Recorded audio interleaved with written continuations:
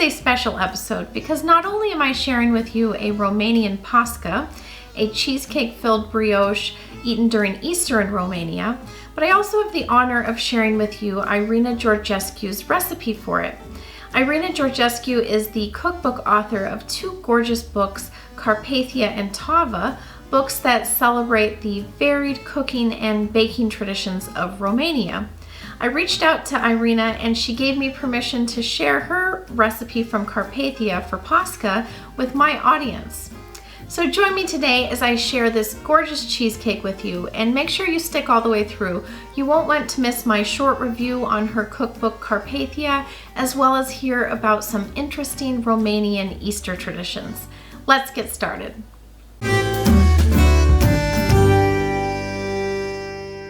We're going to begin by making the brioche dough. To your stand mixer, or you can do this by hand, add 2 teaspoons of active dry yeast, 1 tablespoon of sugar, and 2 tablespoons of room temperature milk. Then you're going to add 3 eggs to this mixture. You'll see I accidentally added it in the wrong order, but it worked out just fine.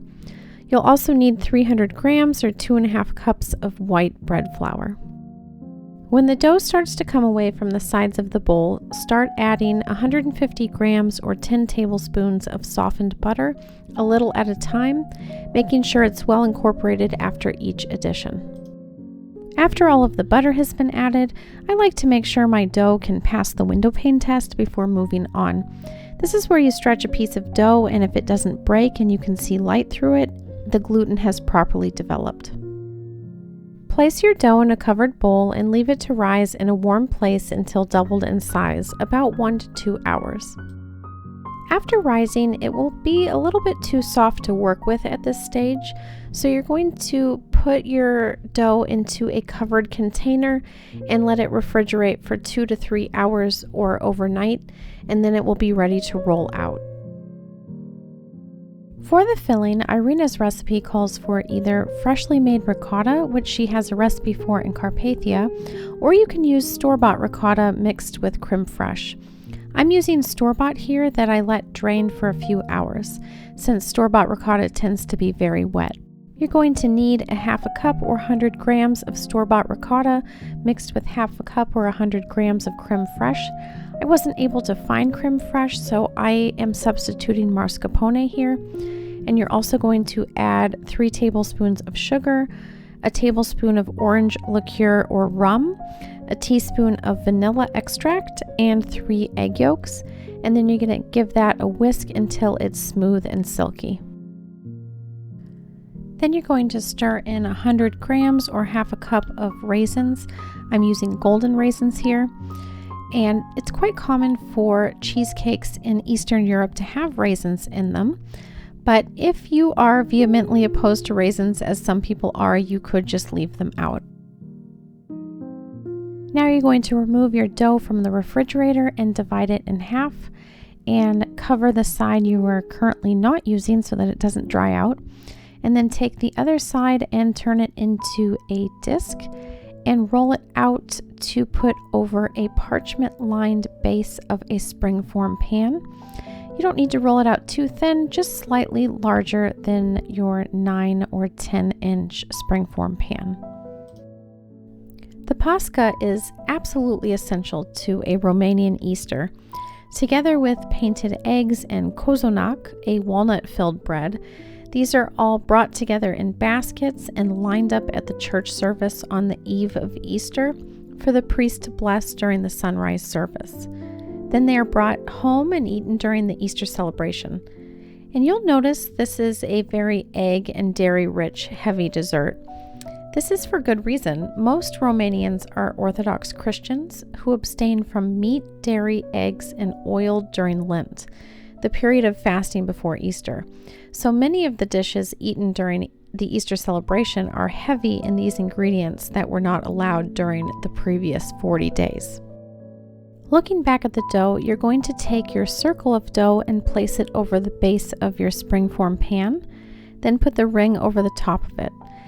Irina's recipe says to trim the excess after baking, but I found that mine came off right away, so I just discarded it. Now take the remaining half of the dough and divide it in two, and then you're going to roll these into long ropes, about 34 inches or 87 centimeters long, and you're going to twist these two ropes together when you're done. You may find that it's hard for your dough to roll out that long.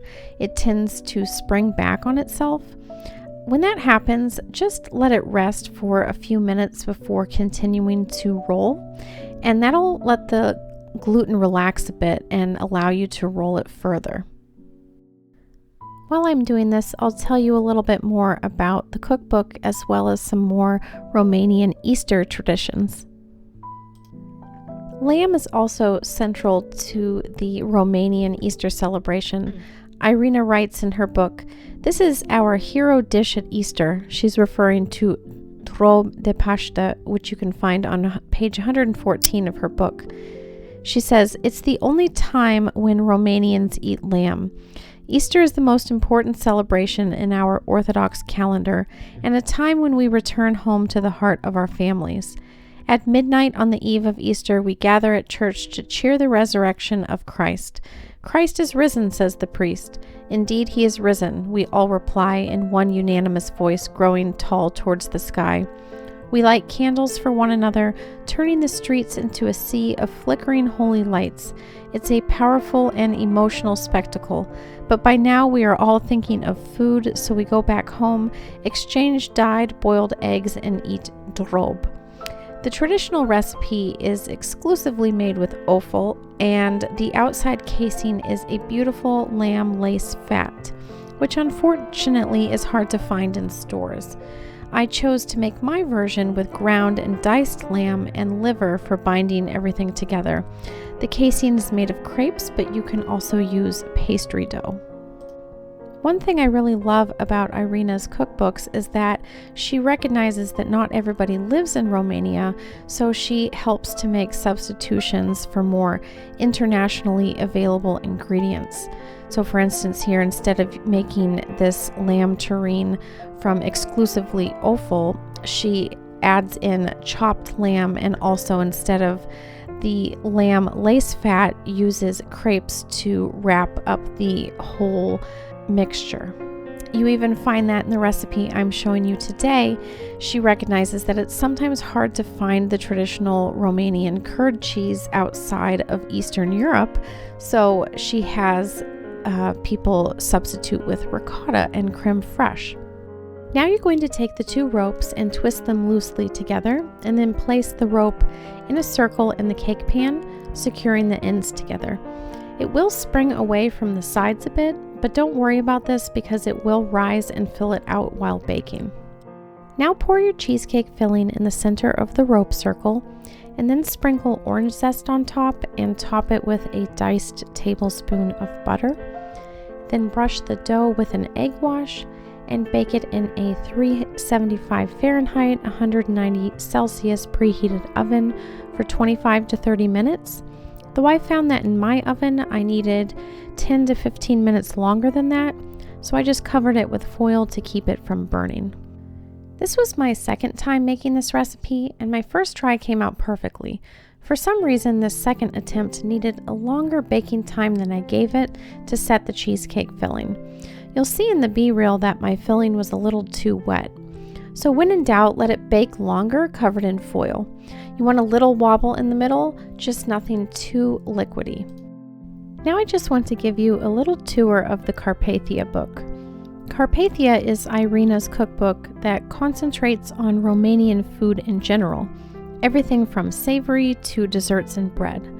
Tava is her book that focuses solely on baking and desserts.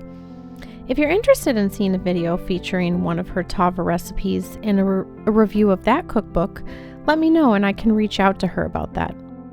Carpathia is full of gorgeous photography. I love these double-page spreads you find throughout the book showing Romania and Romanian life. The cookbook is broken up into 6 sections.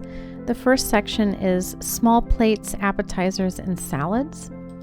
This section includes things like dips and salads and really interesting ways to serve polenta. Things like charred autumn vegetable dip and lima bean dip with sweet caramelized onions. Oven-baked cheese polenta balls served with yogurt and roasted tomatoes. That sounds amazing. Zucchini fritters with garlic sauce. Cucumber and red onion salad, shredded white cabbage salad, and such a large variety of other things that just look absolutely delicious. And the next section is breads and street food bakes. And there's such a large variety of beautiful breads here. Everything from flatbreads to breads baked in cabbage leaves to cozonac, the ceremonial bread often served at weddings, funerals, baptisms, and religious celebrations. Romanian cornbread and circular breads that are similar to pretzels, meat and mushroom pie, and breadsticks, and even Hungarian chimney cakes, which are traditionally made on a spit. The next section is on sweet and sour soups, and she even teaches you how to make borscht, which is the juice that is made by fermenting wheat bran, either on its own or together with polenta, and it's used in meat or vegetable broths to add a sweet and sour flavor. So she shows you a variety of soups that you can use those ingredients in. The next section features main dishes that feature meat, everything from cabbage rolls to sausage to moussaka with pork in it, apples stuffed with ham, smoked ham hock and lima bean casserole. Also in this chapter are side dishes to go with the main meat dishes, things like pilaf with smoked prunes and caramelized leeks, grape leaves stuffed with sticky rice and raisins. The next section features desserts, and there's a huge variety here, everything from cozonac, the walnut-filled bread eaten at Easter, and the Pasca that I'm showing you in the video today, as well as layered cakes like dobos torta, donuts, fruit pies, chocolate salami, stewed plums with honey polenta porridge, summer fruit marble cake, vanilla custard slice, shredded phyllo nests with walnuts and whipped cream. And then the final section is on pickles, preserves, compotes, and drinks. And she shows you how to make all sorts of things, from sauerkraut to the jams that are made in Romania to drinks that are enjoyed. This is a really fun section for people who like to preserve their garden's produce. And then one of my favorite parts of this book is at the end. There are a couple of little tiny sections on seasons and superstitions in Romanian cuisine, a section talking about the culinary heritage of Romania and how it developed, and the Romanian cultural values. I love sections like this because I love insights into other cultures and how they think about things and view the world. So now let's go take a look back at the cheesecake and see how it turned out.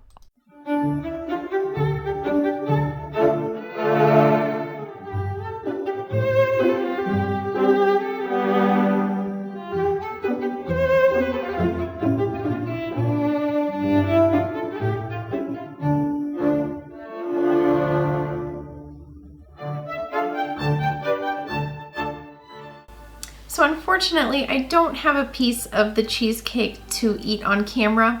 I messed up my filming schedule a little bit and I don't have any of it left. I'm filming this a few days after I filmed the recipe, but it was absolutely delicious. It was the type of recipe that I would want to make every year for Easter. It was that good. The fluffy, flaky, buttery brioche, it was so buttery. It smelled like croissant dough, even though it's not. And then filled with that luscious cheesecake filling with the raisins in it. It was absolutely gorgeous and divine. I highly recommend trying this. It's also just a showstopper type of dessert because it's so beautiful with that braided bread on the outside. So I highly encourage you to give Irina's recipe a try. It was absolutely worth it and may even become a staple in your Easter traditions as well. I hope you enjoyed the cookbook review of Carpathia. Let me know if cookbook reviews are something you'd like to see in future videos. I could try to incorporate that either into my videos or also to share separate videos on cookbooks if that's something you're interested in.